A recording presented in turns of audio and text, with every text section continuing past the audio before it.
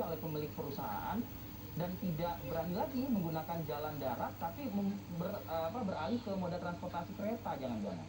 Jadi kalau kita lihat di sini masyarakat yang menggunakan KRL ini, kalau dari sisi KCI ya, ini masih banyak yang juga yang dia harian, yang pegawai harian. Kemudian kalau misalkan untuk pengecekan masalah surat-surat artinya esensial dan kritikalnya itu, gitu. Iya Mbak. Iya. Ini kita kan sebenarnya bekerja sama dengan kewilayahan dan Pemda ya, sehingga akses masuk stasiun di beberapa stasiun itu juga dijaga ketat oleh petugas. Jadi kami terus berkoordinasi ya. Tadi malam juga, kemarin sore kita juga koordinasi terus dengan Kementerian Perhubungan, sehingga memang pengetatan untuk masuk ke area stasiun ini juga kita akan bekerja sama dengan TNI, Polri, kewilayahan ya, dan Pemda. Mungkin ini akan diperketat lagi supaya kita bisa menekan mobilisasi masyarakat di khususnya Jabodetabek ini gitu. Nah, di sini juga kami juga menghimbau ya kepada masyarakat. Kami sudah mensosialisasikan terus, bahkan di stasiun-stasiun itu kami sosialisasikan mengenai yang esensial ini gitu ya.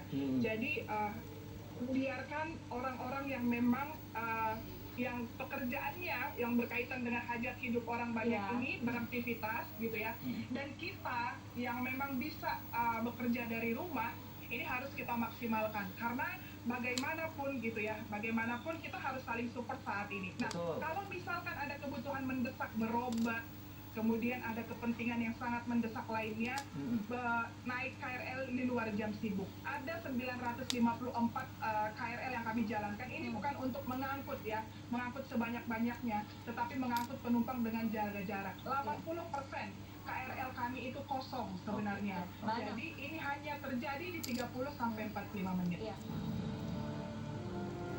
Seperti diketahui, PPKM darurat Jawa dan Bali ini diberlakukan mulai 3 hingga 20 Juli 2021 mendatang. Tim TV One mengabarkan.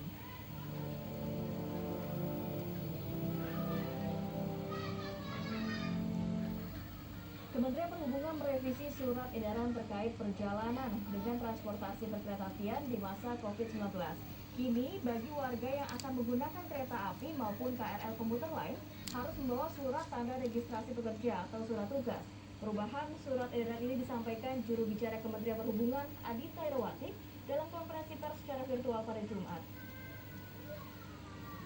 Kemudian berinisiatif untuk menerbitkan surat edaran Menteri Perhubungan nomor 49 tahun 2001 ya, yang tadi sudah saya sampaikan, dan surat edaran Menteri Perhubungan nomor 50 yang juga tadi sudah saya sampaikan. Lalu apa isi dari surat edaran, kedua surat edaran tadi? Yang pertama, untuk surat edaran nomor 49 ini yang terkait dengan transportasi darat, menambah ketentuan untuk perjalanan rutin dengan moda transportasi darat serta sungai, danau, dan penyeberangan dalam satu wilayah aglomerasi perkotaan hanya berlaku untuk kepentingan sektor esensial dan kritikal sesuai dengan ketentuan yang ada saat ini ya.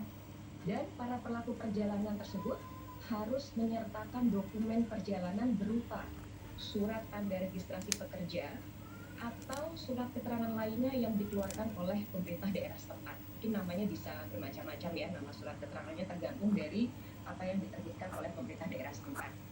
Dan atau ya, jadi selain dari surat tanda registrasi pekerja atau surat keterangan lainnya tadi, dan atau surat tugas yang ditandatangani oleh pimpinan perusahaan atau pejabat minimal eselon 2 bagi sektor pemerintahan yang berstempel atau cap basah atau tanda tangan. Pemirsa, petugas Satpol PP Pemkot Jakarta Pusat mendatangi sejumlah masjid untuk meminta tidak menyelenggarakan sholat Jumat. Ada 10 masjid di Kecamatan Johar Baru Jakarta Pusat yang didatangi oleh petugas. Meski telah dihimbau petugas ke 10 masjid tetap bersikeras menyelenggarakan sholat Jumat. Mereka beralasan Dewan Pelaksana Masjid di Johar Baru telah memaksa tetap menyelenggarakan sholat Jumat dengan menjalankan protokol kesehatan.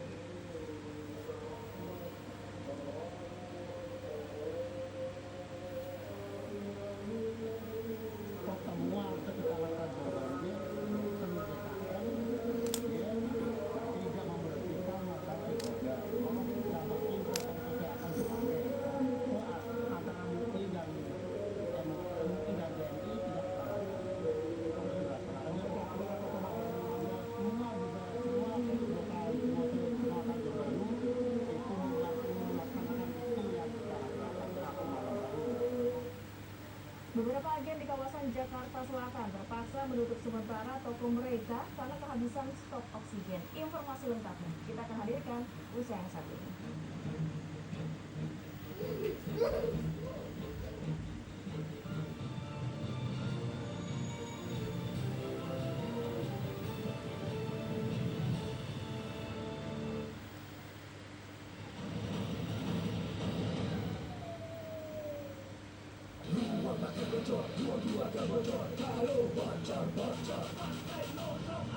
Nugroh, cat lapis anti bocor nomor 1 di Indonesia.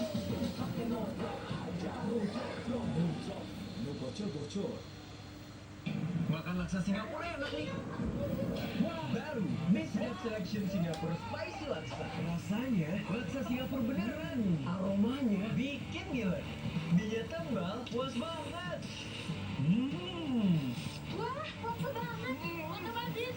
Kuah gurihnya sedap banget.